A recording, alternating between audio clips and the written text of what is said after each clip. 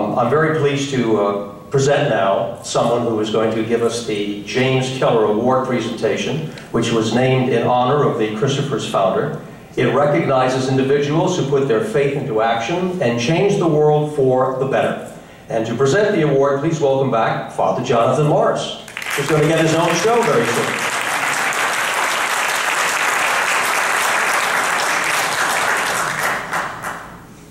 Tonight I'm pleased to award the James Keller Award to Father David T. Link on behalf of the Christophers organization. Father Link is a remarkable human being who has done more than most priests have done, because besides the fact that he's done an incredible amount of ministry, which I'll explain as well in a minute, he also has children and grandchildren. And as I read what Father Link has done, I thought, gosh, I bet you Pope Francis would love to give this award to Father Link. Honestly, David, Pope Francis has transformed our lives as priests. Anybody who's listening, not as priests, just as priests, but as Catholics, as Christians, as believers, I would say even as non-believers. And Father Keller reminds me so much, in a very different way, because from a very different context, of Pope Francis. Why? Because he said, you know what? It's about love. Life is about loving, and it's about being loved. That's what life is all about. That's it. There's nothing more to it. It's about loving, and it's about being loved. And Father Link is a lawyer. He, from 1975 to 1999, served as dean of Notre Dame Law School. Okay? But what he's known for among the people who count, I think when it comes down to, when it gets to heaven, is he has been light in the darkness for those who have been incarcerated. If you turn to page 7 in the Christopher Awards booklet, you'll get the rest of his curriculum vitae. But if you turn to page 17, you will find testimonials from those who have been involved in prison ministry. But throughout this booklet, actually, you'll find people, for example, James Harrison, who says, Father Dave changes my reality because he makes me know that someone cares. He's an inmate in Indiana State Prison. Would you like to have that as part of your curriculum vitae?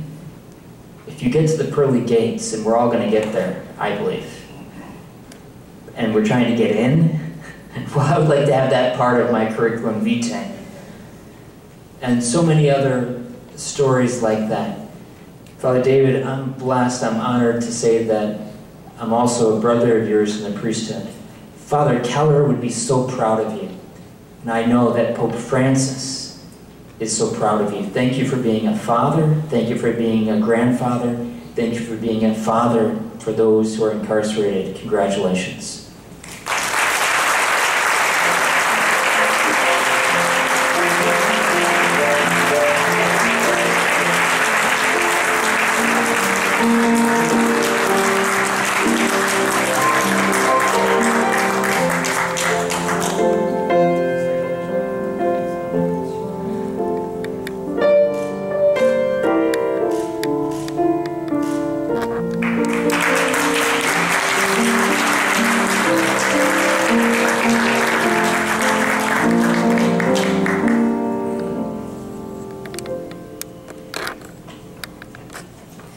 I'm,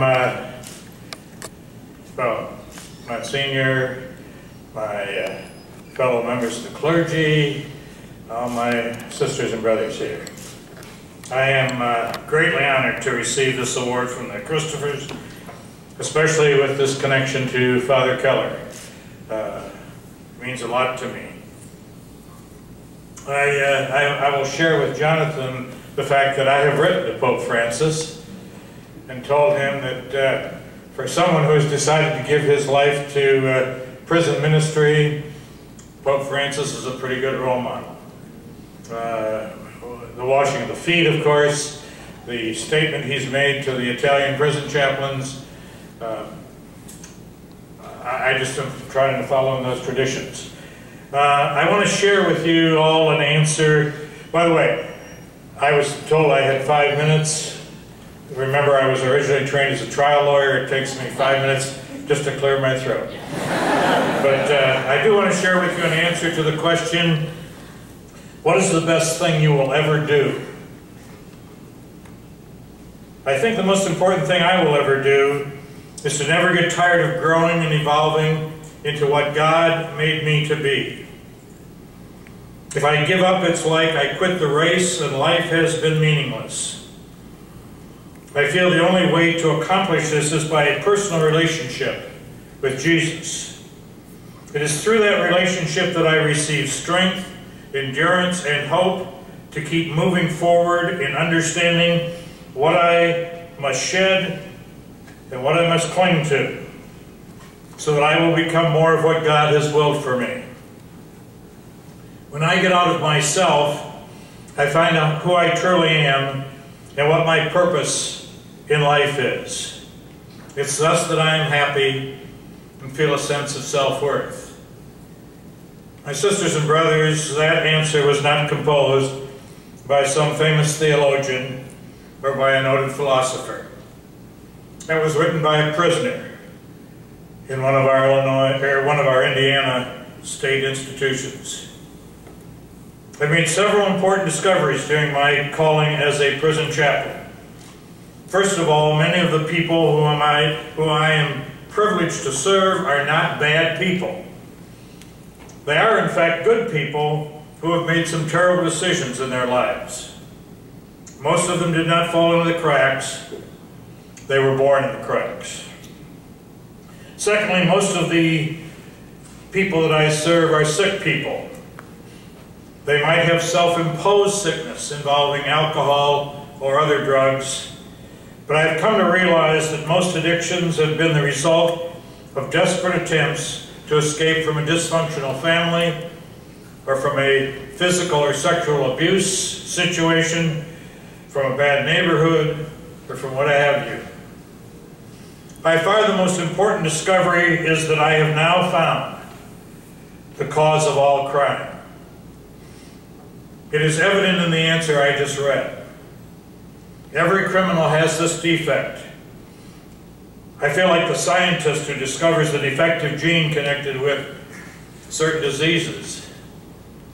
Every criminal, whether a bank robber, a druggie, a thief, or a murderer, or whatever, has never thought about any God-centered life's purpose. I call them the pinballs. They get shot out into a vicious machine. They bounce from one thing to another, occasionally getting caught in a trap, losing points, going to jail or prison, out again, not knowing where they're going, not having any idea why God put them on this earth. Unfortunately, I've also found that this failure to discover life's purpose exists outside the razor wire. It exists throughout society, and organizations like the Christophers make it meaningful to find that life's purpose. The Christophers do some wonderful work in sending things into our prisons, and they make people realize inside the razor wire that there's people outside that care about them. So my job is easily explained. All I do is help prisoners get out of themselves, help them find life's purpose. I try to help them light one little candle, then I turn them over to the Holy Spirit, who finishes the job. Thank you so much for this award. I am overwhelmed.